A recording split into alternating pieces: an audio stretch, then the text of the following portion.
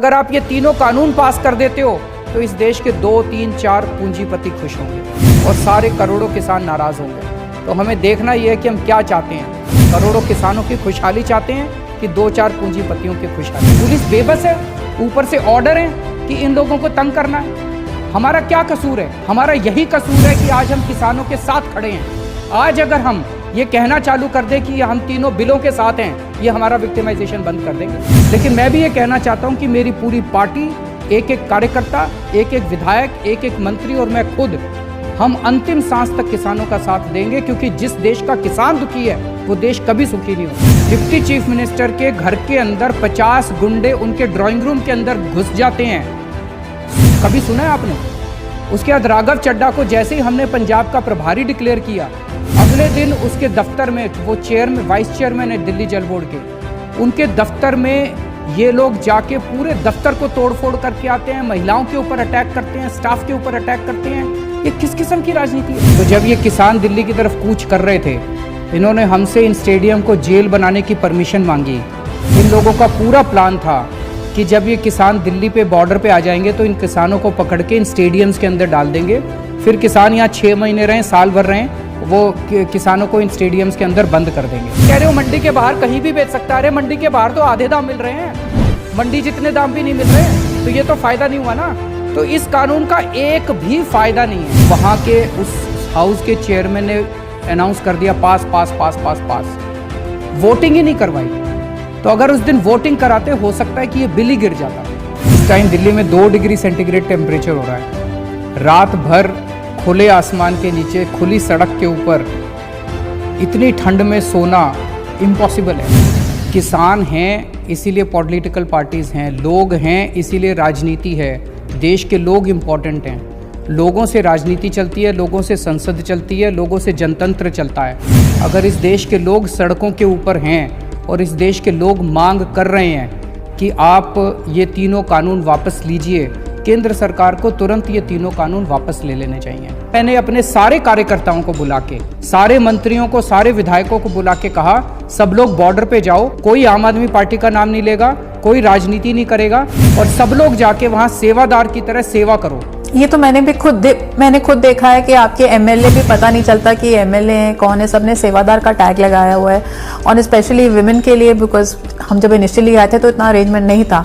सो ये तो मैंने खुद एक्सपीरियंस किया कि मतलब बड़े चुपचाप तरीके से, बिना किसी क्रेडिट लिए, and which is very difficult for a political worker to do that, and वो बहुत अच्छे तरीके से काम किया जा रहा है। नई किस्म की राजनीति है कि बिना क्रेडिट लिए सारे लोग हमारे शुरू से लगे हुए हैं। इस वजह से ये लोग इतने ज़्यादा नाराज हो गए हमसे, इतने ज़्यादा नाराज हो गए ये लोग कि इन्होंने हमें विक्टिमाइज करना चालू कर दिया। इन्होंने 2 दिन तक मुझे नजरबंद करके रखा दिल्ली में। कभी सुना है आपने कि किसी मुख्यमंत्री को वो कैसे नजरबंद करते हैं कभी किसी मुख्यमंत्रियों को? बट उसका कोई ऑर्डर आया? हमारे बाहर पुलिस खड़ी कर दी और मेरे को घर से बाहर निकलने से मना कर दिया। उस दिन मेरे को याद है, मंगलवार का दिन था, जब किसानों ने कोई बहुत बड़ी कॉल दी थी, तो मेरा ये मन था कि मैं किसान वहाँ पे बॉर्डर पे जाऊंगा और मैं भी जाके सड़क पे बैठ जाऊंगा 1 घंटे के लिए। मुझे घर से बाहर नहीं निकलने दिया गया।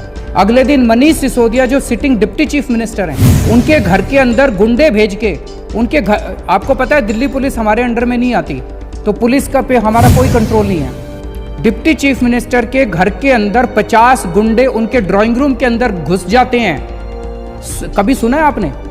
उसके बाद राघव चड्ढा को जैसे ही हमने पंजाब का प्रभारी डिक्लेयर किया, अगले दिन उसके दफ्तर में, वो वाइस चेयरमैन है दिल्ली जल बोर्ड के, उनके दफ्तर में ये लोग जाके पूरे दफ्तर को तोड़फोड़ करके आते हैं, महिलाओं के ऊपर अटैक करते हैं, स्टाफ के ऊपर अटैक करते हैं। ये किस किस्म की राजनीति है? हमारा क्या कसूर है? और उसके बाद कोई एक्शन नहीं लिया गया। पुलिस कोई एक्शन ले ही नहीं सकती। पुलिस बेबस है, ऊपर से ऑर्डर है कि इन लोगों को तंग करना है। हमारा क्या कसूर है? हमारा यही कसूर है कि आज हम किसानों के साथ खड़े हैं। आज अगर हम ये कहना चालू कर दें कि हम तीनों बिलों के साथ हैं, ये हमारा विक्टिमाइजेशन बंद कर देंगे। लेकिन मैं भी ये कहना चाहता हूं कि मेरी पूरी पार्टी, एक एक कार्यकर्ता, एक एक विधायक, एक एक मंत्री और मैं खुद, हम अंतिम सांस तक किसानों का साथ देंगे, क्योंकि जिस देश का किसान दुखी है वो देश कभी सुखी नहीं हो सकता। सारे बुला लिए इन्होंने, सारे मुख्यमंत्री बुला लिए, सारे सांसद बुला लिए, अमित शाह जी आ गए, मनोज तिवारी आ गए, सारे आ गए दिल्ली में, सारे धुरंधर देश के, और सबका एक ही मकसद है, केजरीवाल को हराना। सारे लगे पड़े हैं मेरे पीछे, अपनी जान भी दांव पे लगाई देश के लिए, और ये कहते हैं कि केजरीवाल आतंकवादी है। अब निर्णय आप लोगों को करना है कि आप मुझे अपना बेटा मानते हो या आतंकवादी मानते हो।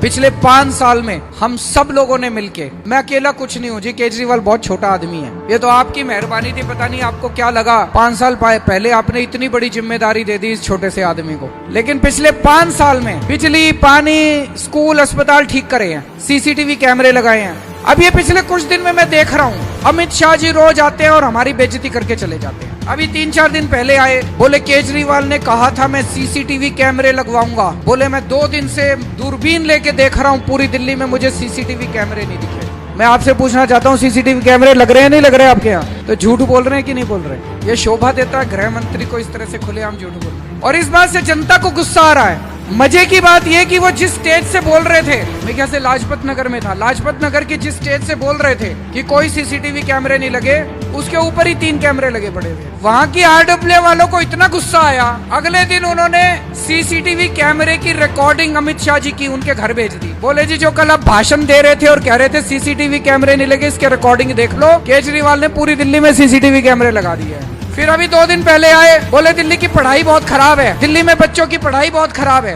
भाई साहब, इस साल दिल्ली के सरकारी स्कूलों के नतीजे 96% आए हैं, 96% नतीजे। भारत के इतिहास में 70 साल में किसी भी पार्टी की सरकार ने कहीं भी पूरे देश में सरकारी स्कूलों के नतीजे 96% नहीं आए, 96% नहीं आए। ये केजरीवाल ने नहीं करा, हमारे बच्चों का कमाल है। मैंने पढ़ाई थोड़ी करी थी, हमारे बच्चों ने पढ़ाई करी थी, हमारे बच्चों ने मेहनत करी थी, रात रात भर पढ़ाई करी थी। उन बच्चों के माँ बाप ने रात रात भर उन बच्चों को पढ़ाया था, उनके टीचर्स ने पढ़ाया था, टीचर्स ने मेहनत करी थी, तब 96% नंबर आए थे। इस साल हमारे 450 से ज्यादा सरकारी स्कूलों के बच्चे, 450 से ज्यादा बच्चे आईआईटी का पेपर पास करा उन्होंने। आईआईटी, जिनको नहीं पता, आईआईटी देश के सबसे बड़े इंजीनियरिंग के इंस्टीट्यूट है। मैं आईआईटी से पढ़ा हुआ हूँ, मैं भी इंजीनियर हूँ। बहुत मेहनत करनी पड़ती है आईआईटी पास करने के लिए, ऐसे ही नहीं होता। पूरे देश में 15 लाख बच्चे बैठते हैं आईआईटी के लिए और 3000 बच्चे पास होते हैं। उन 3000 में 450 बच्चे हमारे दिल्ली सरकारी स्कूलों के थे। बड़ी बात है कि नहीं है? आजकल इन्होंने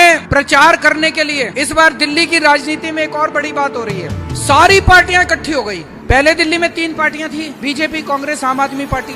अब ये सारों ने गठबंधन कर लिया। इस बार BJP, Congress, JDU, RJD, LJP, पता नहीं कितनी पार्टियां उठा के ले आए पूरे देश से, और सारे मिलके इनका सबका एक ही मकसद है, केजरीवाल को हराना। इनके पास दिल्ली का कोई विजन नहीं है। बीजेपी ये नहीं बता रही कि इन्होंने एमसीडी में 10 साल में क्या काम करा। ये कहते हैं हमने सीसीटीवी कैमरे नहीं लगाए, हमारे स्कूल खराब है। तुम बता दो, तुमने एमसीडी में क्या काम करा? तुम्हारे को दिल्ली के लोगों ने एमसीडी की जिम्मेदारी दी थी, एक काम बता दो। तुमको दिल्ली के लोगों ने पुलिस की जिम्मेदारी थी, एक काम बता दो। पुलिस से दुखी रहती है कि नहीं रहती जनता? आप अपने काम गिनाओ, अच्छे काम गिनाओ। अब ये सारी पार्टियां इकट्ठी हो गई है, और अब ये इससे भी काम नहीं चला इनका। अब ये सारे अपने 200 एमपी लेके आएंगे बाहर से। अमित शाह जी लगे हुए हैं पहले खुद ही, मनोज तिवारी लगे हुए हैं। कल गुजरात के मुख्यमंत्री आके मेरे को गालियां दे रहे थे। वहाँ पे जो जनता थी, जनता ने पूछा उनसे, उन्होंने पूछा विजय जी ये बताओ, रूपानी साहब ये बताओ, गुजरात में बिजली क्या रेट है? वो बोले 10 रुपए यूनिट। तो जनता बोली जी हाँ, तो हमारे केजरीवाल ने फ्री कर रखी है बिजली। तो बोली आप जाके पहले अपने गुजरात को संभालो ना,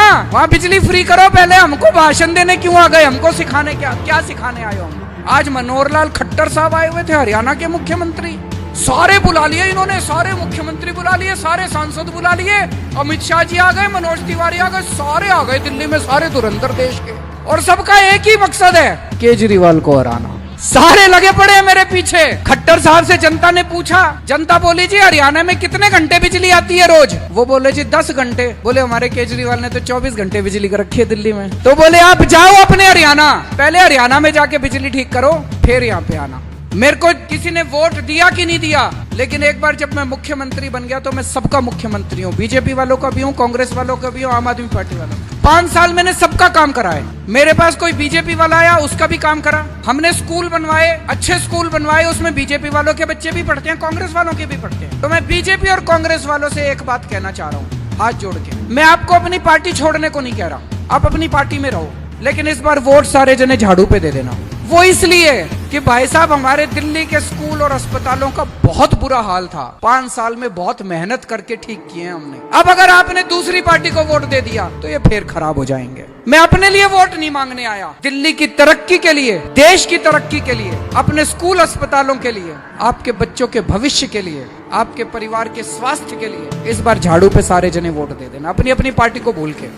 भ्रष्टाचारियों के खिलाफ अनशन करा था, देश के अंदर जो भ्रष्टाचारी बड़े बड़े थे उनके खिलाफ अनशन करा था मैं, उनको जेल भिजवाने के लिए अनशन करा था। लेकिन ऊपर वाले की दया है कि 15 दिन भूखे रह गया, मेरे को कुछ नहीं हुआ। ऊपर वाले की दया से आज आपके सामने जिंदा खड़ा हूं। अपनी जान भी दांव पे लगाई देश के लिए, और ये कहते हैं कि केजरीवाल आतंकवादी है। मैंने आप लोगों का पिछले 5 साल से मैंने पूरी कोशिश की है आप लोगों का बेटा बन के आपकी सेवा करने की। अब निर्णय आप लोगों को करना है कि आप मुझे अपना बेटा मानते हो या आतंकवादी मानते हो। 8 तारीख को जब वोट डालने जाओ, अगर आप मेरे को आतंकवादी मानते हो तो कमल का बटन दबा देना, और अगर आप मेरे को अपना बेटा मानते हो, दिल्ली का विकास चाहते हो, अगर बड़ा भाई मानते हो तो झाड़ू का बटन दबा देना।